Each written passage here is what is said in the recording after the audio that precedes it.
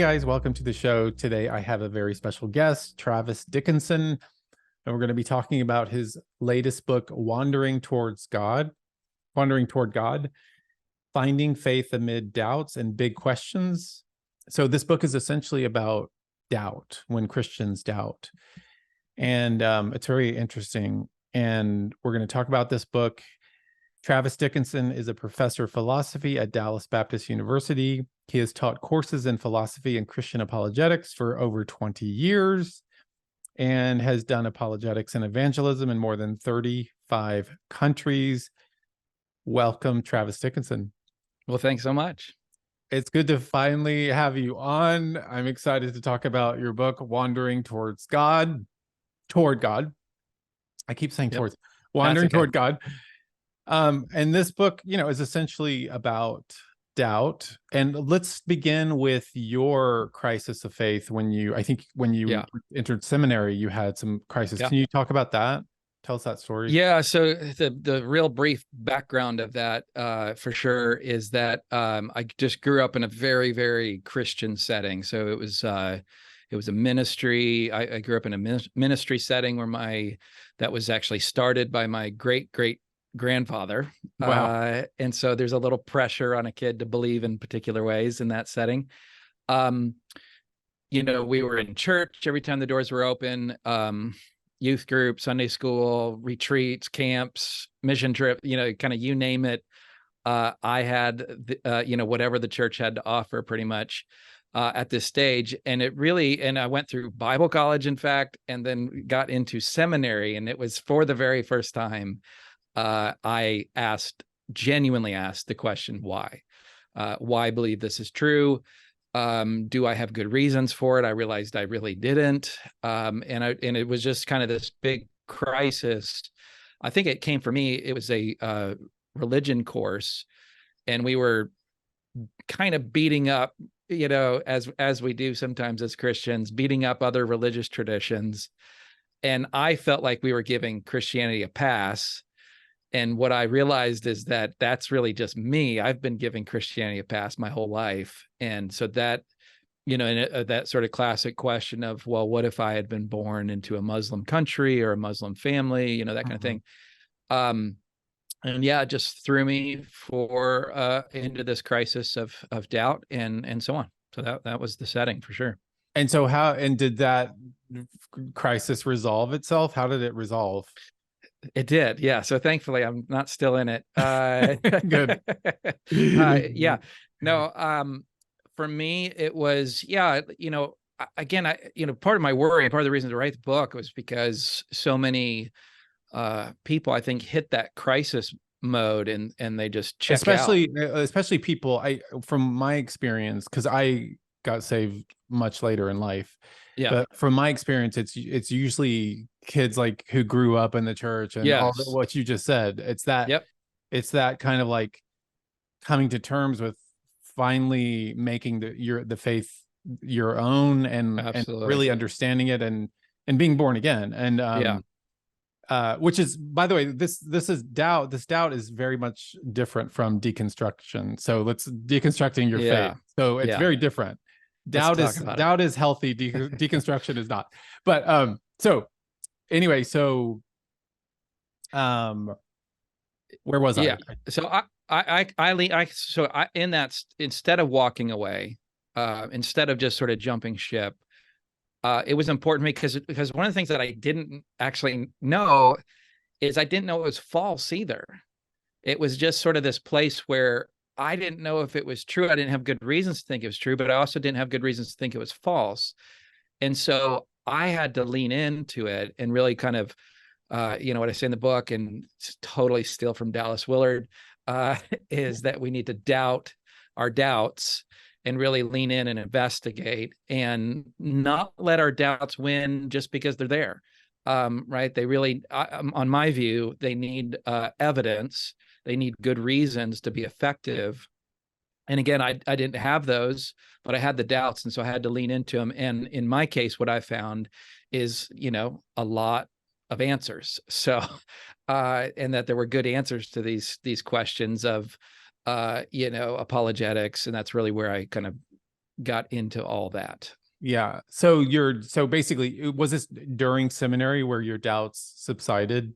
Yeah, that's right. It was a season. I mean, I was at Biola, so it's a pretty good place to doubt your faith. You got a lot of people out there to help.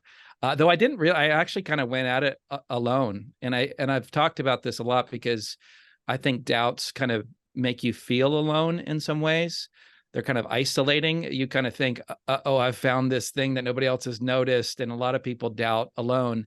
And I certainly did as well. But I had, I was learning enough in classes and, reading enough books and, sort of in a more stealth way, kind of investigating these doubts and found good answers there. Well, give us an example of, like, what was one of the biggest doubts or the hang-ups you had about Christianity? Yeah.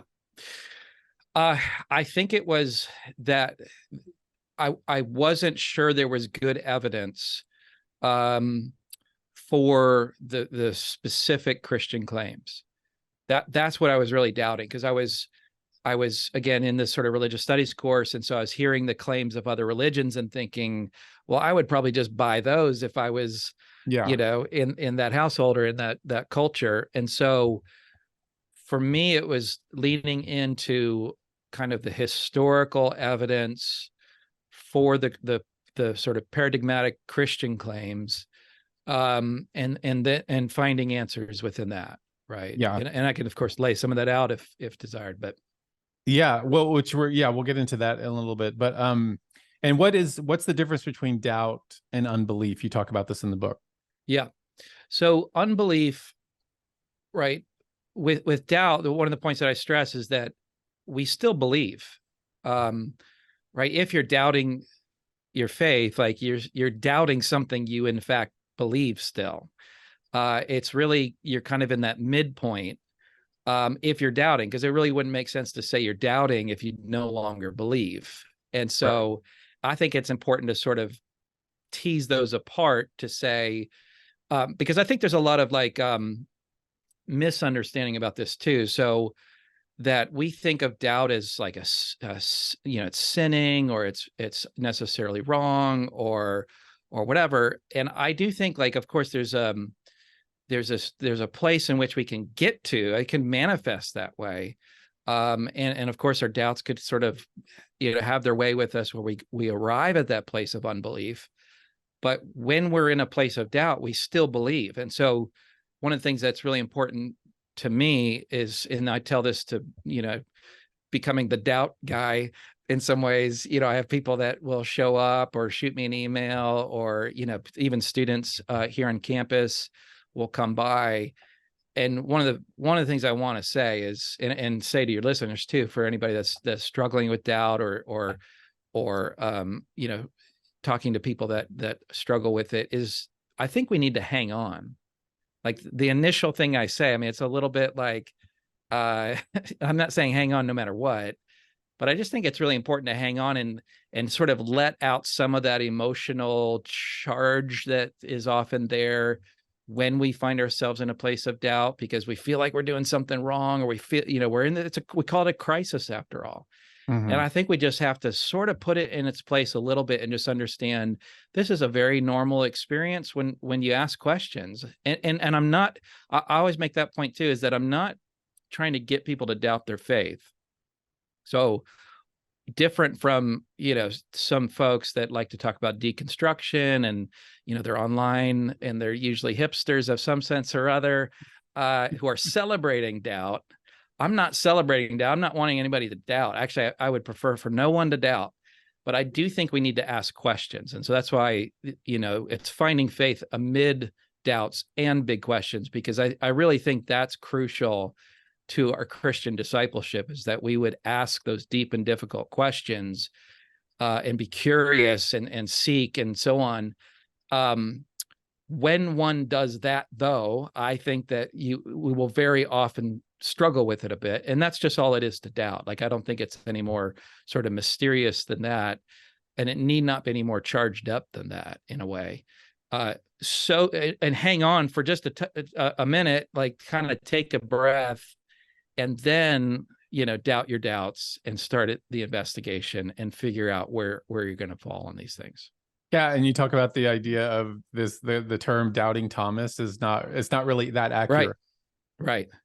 Because yeah, he was, you know, as the text says, and this is from top of mind here, but the text says that he will not, like he sort of refused to believe unless he, I mean, it's really a staggering claim when you start to think about what Thomas, you know, sort of, he threw the gauntlet down in some ways, because he says, right, he will not believe unless he gets what the other disciples got, and a lot more too. Like he wanted to actually stick his fingers in the wounds of Jesus. I mean, it's pretty crazy, like to think that he needed that in some way, right? And that seems to be more the sin of unbelief. Like he's refusing to believe. He's not just kind of struggling with what he should think in this particular situation. That would be doubt. He is refusing to believe in a pretty audacious way. Yeah. And why do we doubt? I think we doubt because of our, so not to sort of drop big terms here, but I think it's our, what I would call our epistemic situation, right? It's really having to do with our epistemology. And that is one of very limited perspective.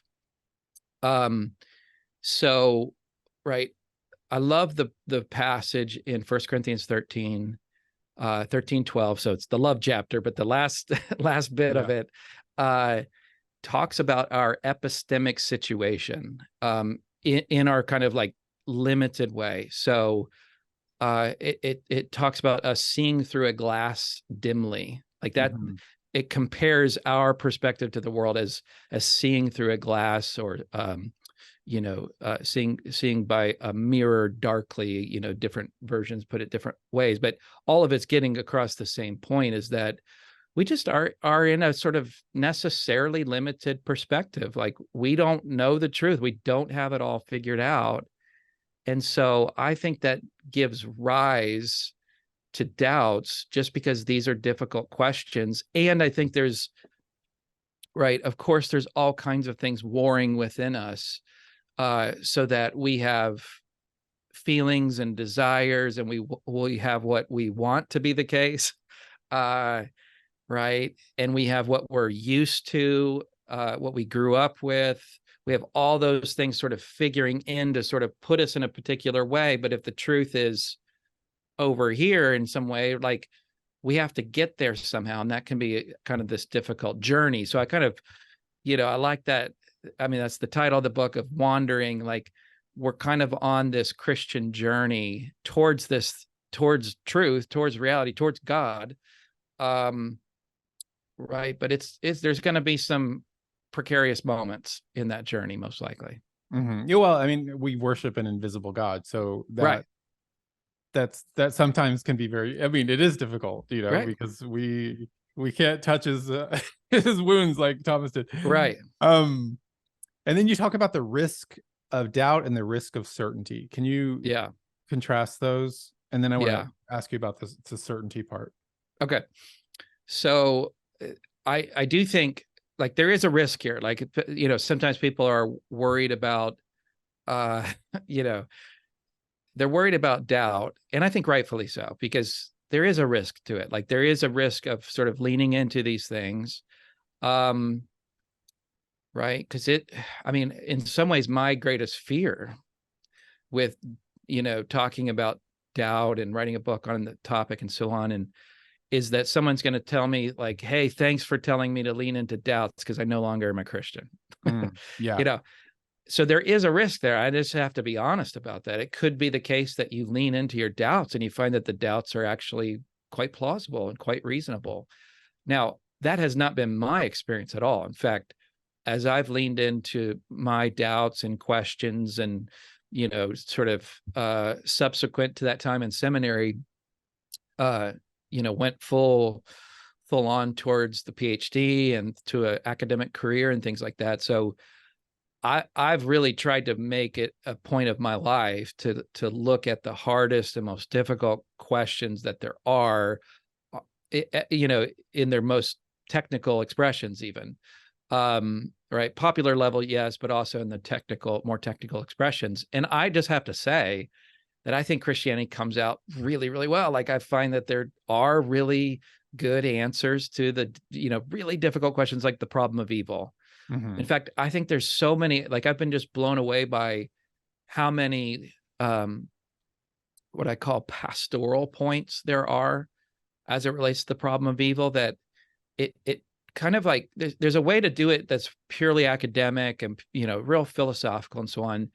But I think that there's some like import to it that teaches us how to go through suffering and kind of almost like what we should focus on as we're going through suffering. And of course, the book of Job is a great example of how to walk through suffering. And there's so much, it's such a rich book and has so many non-obvious answers to it. Like, so anyway, the point being that though there is a risk, and when we do look at these things, like there is a risk that you come out without faith. And I have to like be honest about that, but that's just not been my experience at all. In fact, I've found the answers to be so very compelling that my faith is way stronger than it was as I was sitting there in the seminary class, right? So that's kind of the irony, is that the very thing that a lot of people worry about is losing their faith. Like for me, what I report is to saying that as I've looked at these things, it's caused my faith to just, skyrocket in some ways, because I'm way more confident in my Christian faith as a result of my Christian beliefs. So, and then certainty, yeah. And so what about the risk of certainty? Okay, so this is a slightly different topic, but one of the things that I mean, it's obviously very related too.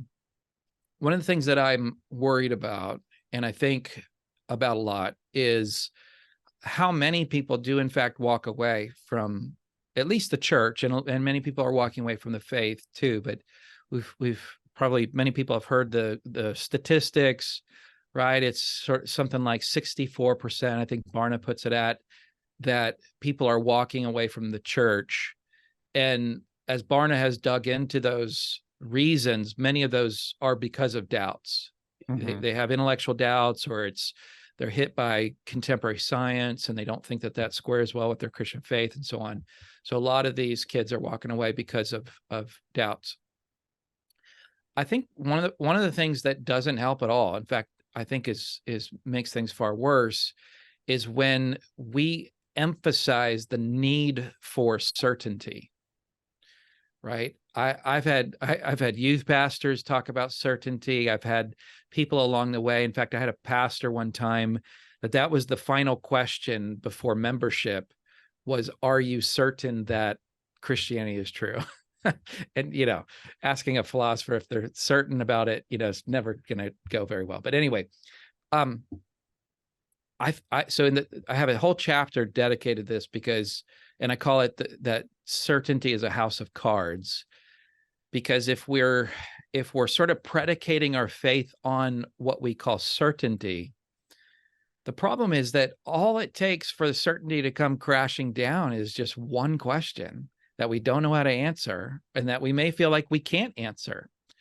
And I'm here to say, like, I've got a lot of questions I can't answer right here, right now, as someone with, multiple degrees in these areas and dedicated my life to studying. I get paid to ask these questions and I can't answer them all. But I don't think that that's a problem at all. Like, I think that we shouldn't sort of predicate it on absolute certainty, because that's so very precarious. Like a house of cards, right? People have seen, like on YouTube or whatever. I don't know who has the time to dedicate to balancing cards on their side and build these massive, house of cards. But the problem is you take out one card and the whole thing comes crashing down. And I think that's how a lot of people's faith is, unfortunately. It's like one difficult question comes along and the whole thing comes crashing down. So what I say is, don't aim at certainty, aim at confidence, because confidence can tolerate questions in a way that certainty, it seems to me, can't.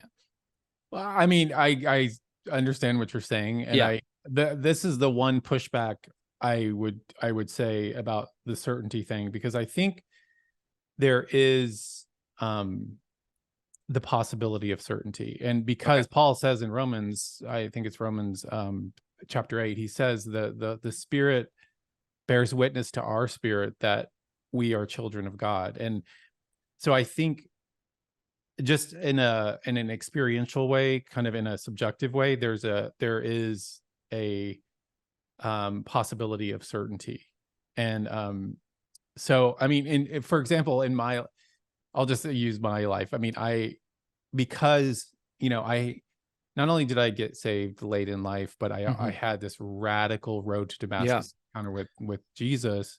And I've heard you talk about your testimony, and it's amazing. Yeah, so, and well, praise God. And so, but since, I mean, I have to say, since that encounter with Jesus on September 20th, 2009, I've had zero doubt, and I've had 100% certainty of the gospel, of where I came from, what I'm doing here, where I'm going, what happens when I die. There's no doubt in my mind. So I would just push back and say, I think you can have certainty because the Spirit bears witness to that, to your own spirit. Would you say though that you don't have any unanswered questions as it relates to that? Talking donkeys. I literally, seriously, I when I read the Bible, I'm like, it's all it's all there. It's all good, and it all makes sense, even though there's some supernatural crazy things that happen. Yeah. But like, what about questions like why God allows, children to get brain cancer, or and even like in a particular instance, like that would seem to me like we can't know that why question exactly, at least. Right. So, I mean, and I mean but that question doesn't make me doubt God's existence, or me neither, or the gospel. Me neither. That doesn't make me doubt the gospel. But we're not talking about. Sorry. What I should say is, I'm not talking about, when I talk about certainty, I don't mean simply not doubting, because for me, again, doubting is going to be like where there's that intellectual tension and you're struggling with it. Like, you might not struggle with it. But I would still say, like, I don't have it all figured out, and I don't have all the answers to all the questions. I'm still seeking. And that's, again, part of our, what I call that epistemic situation that we're in, where we just see through a glass dimly. And so if we're still working some things out, then I don't think even if we don't have like specific doubts, I wouldn't call that a place of certainty, because there's still that, in a way, possibility. Now, again, I'm using that in a particular way. What I'm not meaning is that we have our mind made up. If we mean by that certainty that, well, I definitely have my mind made up, right, that Christianity is true. What I mean is, like, there's no possible way in which, Christianity isn't true, or something like that. And that just seems to me to be too far, because I think there are possible ways in which Christianity is false. I don't think that it is, of course, right? But even Paul will say in 1 Corinthians 15 that if Jesus didn't rise from the dead, and I take him to be kind of identifying a possibility. Now, he's not struggling with doubt, and he obviously believes it. He obviously has his mind made up, but he's identifying the possibility of Jesus not rising from the dead. And if that's not true, then our faith is in vain, and so on and so forth, right? Yeah. So it's kind of like certainty is more of a place that we would get to, again, sort of epistemologically, where we've ruled out all possibilities. And I just don't know that we can rule out truly all possibilities. Okay. We'll leave that one there for now. But I do want people to have their minds made up. Like, I want my own kids. Yeah, because I get to that place. I just call that, absolute confidence or something, rather than absolute certainty. It reminds me of the verse. I was looking this up in 2 Timothy when Paul says, For among them are those who creep in households and capture weak women burdened with sins and led astray by various passions, always learning and never able to arrive at a knowledge of the truth. So this Yeah. kind of, I don't know if you mean the same thing, but I would just say like this kind of constantly seeking but never arriving at the truth is also not possible. Right. That would be like the other extreme. Yeah. Yeah. And I'm thinking of it as, again, not thinking that we can get it all figured out, because we won't. And that's why I say, I think we've sort of communicated to our kids, you kind of have to be like 100% absolutely certain. And if you're not, well, because then what does it take? Like, that's the only way I can kind of understand why, when they are sitting in, say, a biology class in a state university, and they bring something about evolution, and all of a sudden they just say, Christianity must be false. But all they have is a question now.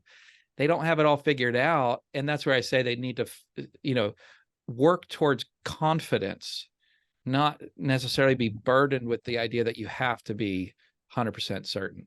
Right. And then you talk about belief and faith, and you say, our belief and faith the same thing? No, not for me. It's not. So, and I think biblically, the word faith is better, sort of, kind of a synonym of faith would be trust. Mm-hmm. Now, I do think you need to have certain beliefs in order to have faith, typically. Like, so, right, if I'm going to place my trust in something, then if I didn't believe it existed, or, I'm not going to place my trust in God if I don't think he exists. That just seems to be completely at odds. But I don't think it's necessarily just an intellectual belief, certainly. And is it James chapter 2, where it says even the demons believe.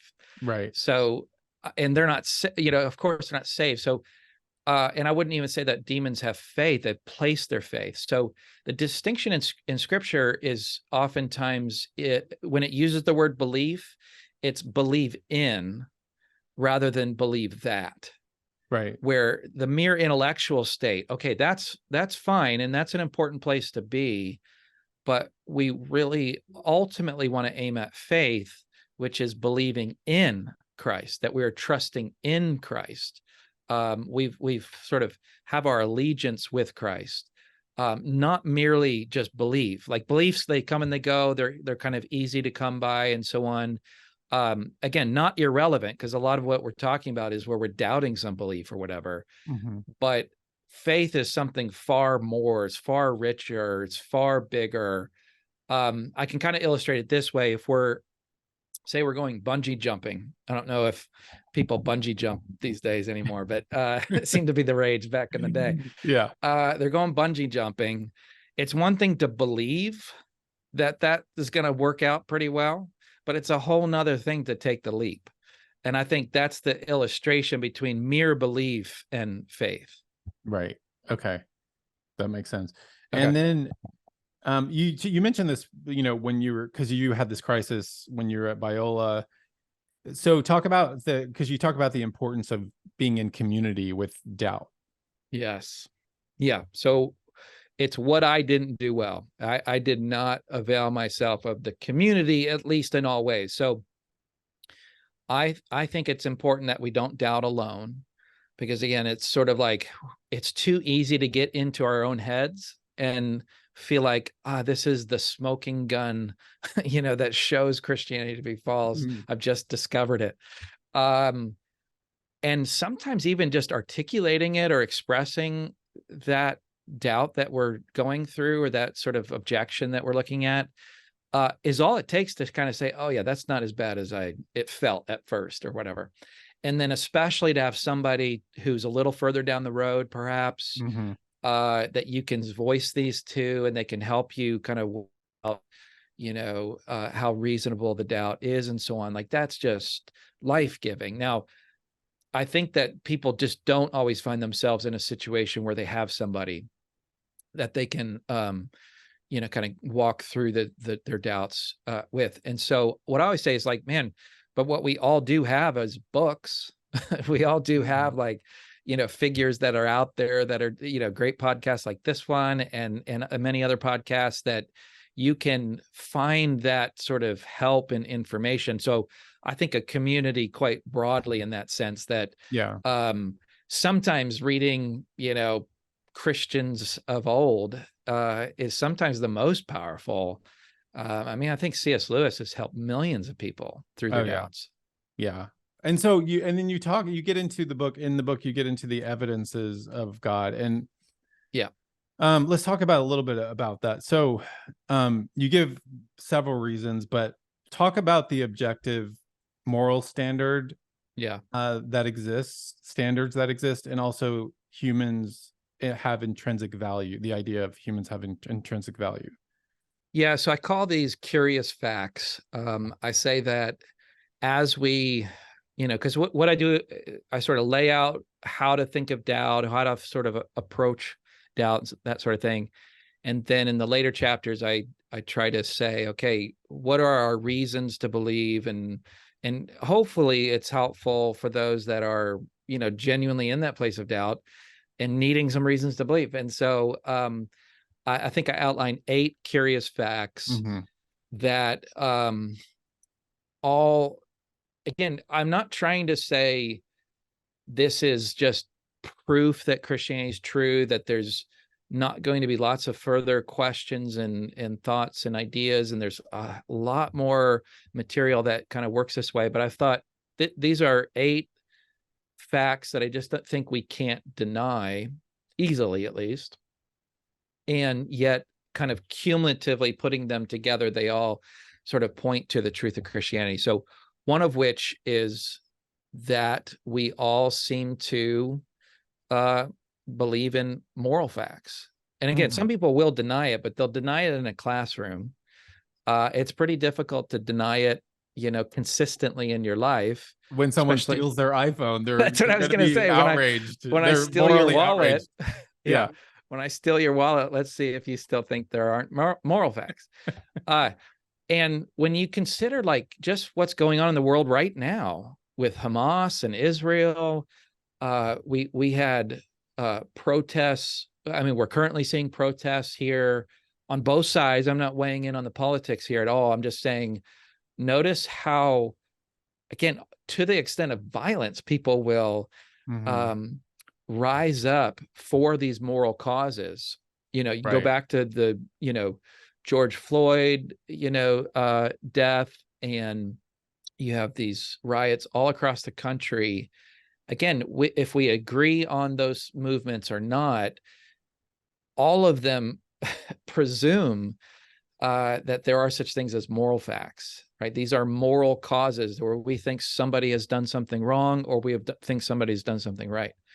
And that is curious. It's kind of this odd fact that we think there are certain things that are wrong and certain things that are right. And we will organize our lives around these moral causes and things like that. And so the claim is, right, how do you get moral facts if there's no God? Now, I think there are ways people can work out to do that, but I think what I want people to notice is like how straightforwardly the thesis that God exists does explain that fact. Like if God exists, then we have a really good explanation for moral facts, right? Maybe you can do kind of the gymnastics to get some sort of explanation of moral facts in some other way, but it just kind of falls out of the thesis that God exists. And so, and that God is the ground of morality, that, it's his character, his moral character, that is the ideal by which we evaluate our actions and things like that. So that points to God. And then the other one that you mentioned is the value of a human life. Again, I think that's just what we see all the time. We have it enshrined in the, Declaration of Independence that there's inalienable rights, and we have the UN Declaration. We have all these, like, you're hard pressed for somebody to think that humans, take them or leave them. We can kill them if we want. Nobody says that, at least out loud. And so it surely points to the fact that we intuitively think that human beings have rights. Human beings have value. And if you do that, again, it's just this curious fact that I think we have to ask, like, how do we explain the fact that human beings seem to have this intrinsic value? And again, straight away, the thesis that God created us in his image, and, you know, it grounds that idea that we have intrinsic value, no matter what we do, say, look like, act like, etc. Right? Yeah. We can't lose that. It's inalienable. Yeah. And you talk about the resurrection, and, you know, people have talked about this a lot, but give us, if people haven't heard these evidences, can you just give us a few evidences of why we can be confident in the resurrection? Yeah. I think you have, so what you have, just like a real brief statement here, what you have with Christianity is you have Jewish followers of Christ, of this historical figure, Jesus, and all of them, you know, to a fault, like truly to a fault, thought that Jesus would come, he would be like the Messiah would come, he would be a political figure and free them from Rome, free them from whatever oppression. And at the time it was Rome. And yet what happened is Jesus gets executed by Rome. So that should have been it. Like, that should have absolutely stopped the movement cold in its tracks. And, you know, looking at the narratives, that's pretty much what happens, at least for a couple days, right? Yeah. 3 days in particular. Now, right, they just go home, they go back to fishing, they're depressed, it's all over. And then all of a sudden they start proclaiming that Christ is risen from the dead. Like, there's something that had to flip them 180 degrees to say that, no, the Messiah is Jesus. Like, he really is. And he's proven it by rising from the dead. Now, does that like entail that it happened? No, but we have to have like that's a historical fact that they, you know, really turned on a dime. Right. And so you have to have some explanation for that. And all of the, you know, sort of alternative explanations really fall flat, because there was not much in it for them to make this claim. In fact, all of them lose their lives for the most part, you know, except John, but he's dipped in oil and exiled to island Patmos, you know, so he's not having a nice time. He's sunbathing on Patmos. Yeah. That's right. He's busy. But they have they're persecuted, tortured, and most of them killed and martyred for this claim. So you have to have some explanation that would turn them on a dime like that and send them in the direction of claiming this to their brutal deaths. And I just don't think anything rises to the occasion other than the fact that they saw Jesus risen from the dead. Yeah. Right? And the rapid hallucination doesn't do it. Yeah. You know, some of these other sorts of like, you know, naturalistic hypotheses just don't really do the turn the trick. And just the rapid growth of the church, yes, I mean, is remarkable. Absolutely. And evidence in itself. And then you mentioned, we'll close on this because I was actually speaking, I was sharing the gospel with a stranger recently, actually a couple of weeks ago, and the problem of evil did come up. We mentioned this before, but so I was kind of caught in this moment, and he basically said, well, what about evil? Like, what about all of the terrible things? And what would you have said to that man in that moment when he asked that question? Oh, yeah. You know, I think where I go is to say that evil, like, what I would honestly, here's where I would go. I would ask, like, why is evil a problem?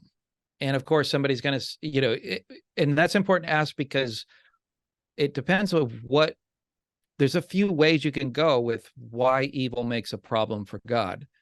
And if somebody says, well, obviously, if God is all powerful and all good, then he wouldn't create a world with evil. And I want to say, like, well, why not? Like, why wouldn't he? How do you know?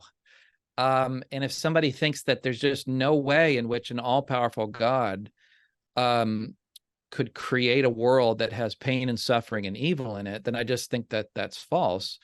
Now, I want to be careful to say that God doesn't create evil, God doesn't do evil, but he does allow evil. And the reason why he allows evil is because he has good and justifying reasons for allowing evil, or at least he could allow evil because of good and justifying reasons. So what would that look like? So I like to use the example of teaching my kids to ride a bicycle. I've got 4 kids, and I taught each of them to ride a bike. And I'm sure there's better methods to this, but my method is to hold, pop the handle, or the what do you call them, the training wheels off. I hold the handlebar, and then I pretty much run like an idiot down the street. An idiot because they only have 1 speed, which is max, and so they're going like like a speed demon kind of thing, and I'm holding on. And at some point, though, I have to let go. And then in that moment, it allows for the possibility. And in fact, it happened with all 4 kids. They all, fell at some point. It was usually the stopping that they didn't have down very well. Like they could go, but the stopping was the hard part, and they would fall, get a little scraped knee or elbow or whatever. But what I would say is am I a bad father? Am I evil for that? Like, no, of course not, because I had good and justifying reasons for allowing that. Because it's a great good to ride a bike, for a kid to ride a bike. Like, it's freedom. It's, they can go anywhere. They can, it's like this whole nother level for them. And it's a lot of fun. And so that's my good and justifying reasons for that. And what I always say when it comes to evil, especially, is, why did God allow evil? Well, it's because of he wanted a relationship with you, and he wanted a relationship with me. And you don't have genuine relationship unless you allow for the possibility of evil, because God could have created us as robots with no freedom, but then there wouldn't be genuine relationship. Like, whatever it is, whatever we're going to have, relationship where we're going to have with AI, it's not going to be like a genuine friendship. Like, there love. Yes. Yeah, there would be no love. Yeah. And so, because God wanted that love relationship with us, he allowed for the possibility of us choosing evil, because he wanted us to choose good. Those were his good and justifying reasons for evil. And I just think that's really powerful, because then you realize, like, so when we see these, just terrible, horrific circumstances, what we're seeing in Israel right now, what we're seeing just out there in the world, it's not God's fault. Like, in fact, it's their fault. It's the people who are committing the evil. God created them free out of love, because he wanted, to have that genuine relationship. But it's their fault. It's not God's fault. He allowed it to happen, yes, but he allowed it for good and justifying reasons. Right. Well, we're going to leave it there, guys. The book is Wandering Toward God, and the subtitle is Finding Faith Amid Doubts and Big Questions, by Travis Dickinson. Travis, where can people find you? So my website's travisdickinson.com.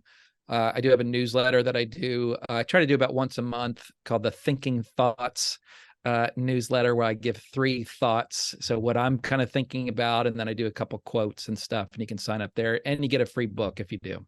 Oh, nice. So travisdickinson.com. Okay.